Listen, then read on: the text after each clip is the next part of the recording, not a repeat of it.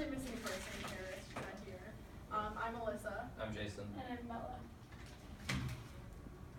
Okay, so why be a good leader? Being a good leader builds up friendships. It makes you a leader and not a follower. It also allows new opportunities, such as new things other people wouldn't do.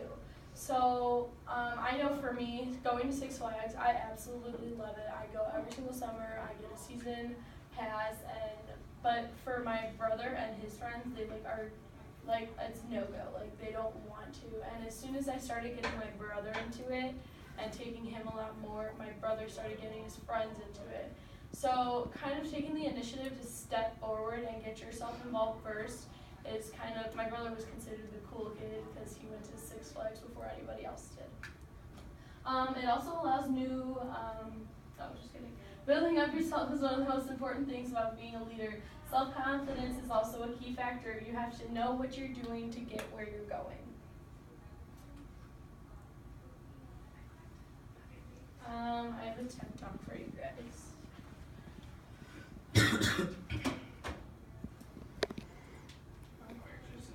Yeah. Oh, it'll pop up.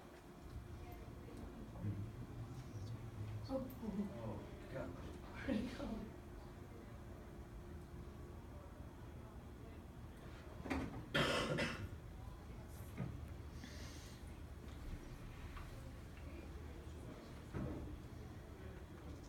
Should pop up when you hit the address, and then you slide it.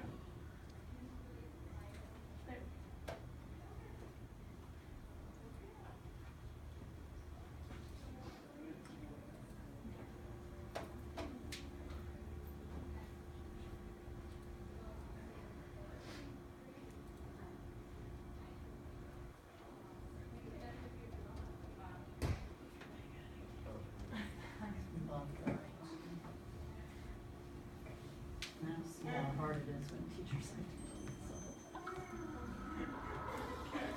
Is that funny too?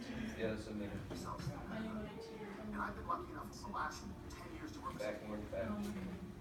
Stop. Yeah. Okay, so before I start, this is a TED Talk. This guy, he pretty much is explaining how he made a big difference in somebody's life, and it was just he just said something really little.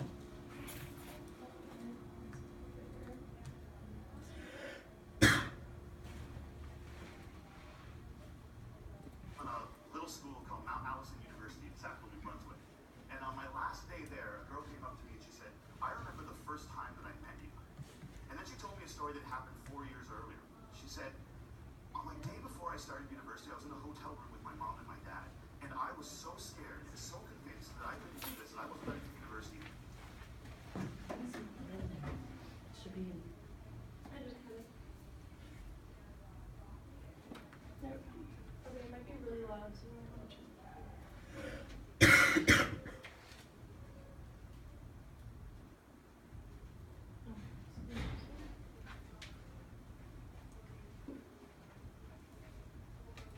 That I just burst into tears.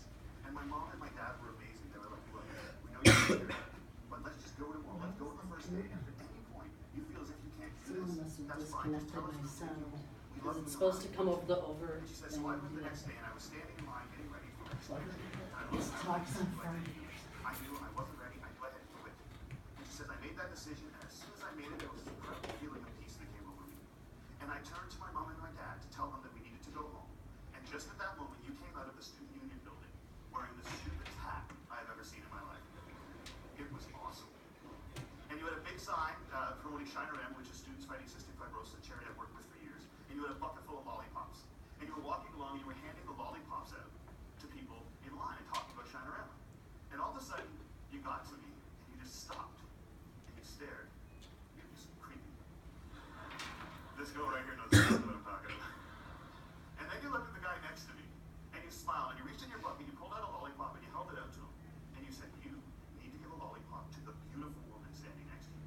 And she said, I have never seen anyone get more embarrassed faster in my life. He turned beet red. He wouldn't even look at me. He just kind of held the lollipop out like this. And I felt so bad for this dude that I took the lollipop. And as soon as I did, you got this incredibly severe look on your face and you looked at my mom and my dad and away from home, and already she's taking candy from a stranger. And she said everybody lost it. 20 feet in every direction, everyone started to howl. And I know this is cheesy, and I don't know why I'm telling you this, but in that moment when everyone was laughing, I knew that I shouldn't quit. I knew that I was where I was supposed to be, and I knew that I was home. And I haven't spoken to you once in the 4 years since that day. But I heard that you were missing, and I had to come up and tell you that you've been an incredibly important person in my life, and I'm gonna miss you. Good luck. And she walks away, and I'm flat. And she gets about 6 feet away, she turns around and smiles and goes, you should probably know this too. I'm still dating that guy 4 years later. A year and a half after I moved to Toronto, I got an invitation to their wedding. Here's the kicker, I don't remember that. I have no recollection of that moment, and I've searched my memory banks because that is funny, and I should remember doing it, and I don't remember it. And that was such an eye-opening, transformative moment for me to think that maybe the biggest impact I ever had on anyone's life, a moment that had a woman walk up to a stranger 4 years later and say, you've been an incredibly important person in my life, was a moment that I didn't even remember. How many of you guys have a lollipop moment, a moment where someone said something or did something that you feel fundamentally made your life better?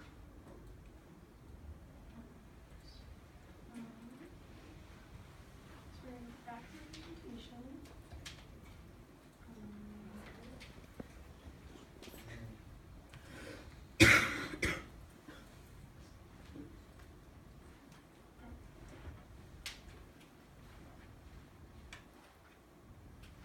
Alright, so leading off of that, does anybody have a lollipop moment? A moment where they didn't really realize that they changed someone's life or that they said something and it just kind of hit you at all of a sudden, like that you actually did something that helped someone. Anybody? Go ahead. My brother dropped out of high school and I told him to get his shit together. And he's taking, he's gonna get his GED. Oh, Awesome. yay. Do you want to share something? Mine was just like with my sister. She was like starting high school and she was like super nervous and she didn't want to like turn any of her stuff in, but then same thing and she started. Yeah. So like little things can go a long way. I know for me, being on the volleyball team freshman and sophomore year, I wasn't really confident in my playing time, but it took me a while for my teammates to say, you're okay, you can do it, push yourself to your limits. And it was then when I started making travel teams and I started getting looked at for colleges. And it was just that little saying for me to get back on the bandwagon and get going. Okay, so one way to be a good leader is by having confidence, as she was saying. To be able to do all those things, you have to believe in yourself and know that you can do it. And it's pretty much a starting point to good leadership skills. Without it, it'd be hard to make like tough decisions, lead a large group, take or give feedback to people. And but it's not easy to just tell someone like, hey, be confident. So ways to be more confident would to remember that you're not the only one afraid. Pick a role model, so someone you look up to, someone that you're inspired by. Don't give in to self-doubt. Again, believe in yourself that you can do it. Know your strengths as well as your weaknesses, so knowing what you're good at and then also knowing what you're bad at. Trust your own gut, and then learn to be kind to yourself by not living up to unrealistic expectations, so just know what you're capable of. And then another way to be a good leader is by communicating. So communication is a connection and inspiration between people. We do it in all of our like daily lives, but yet it's so difficult to hold like real good conversations.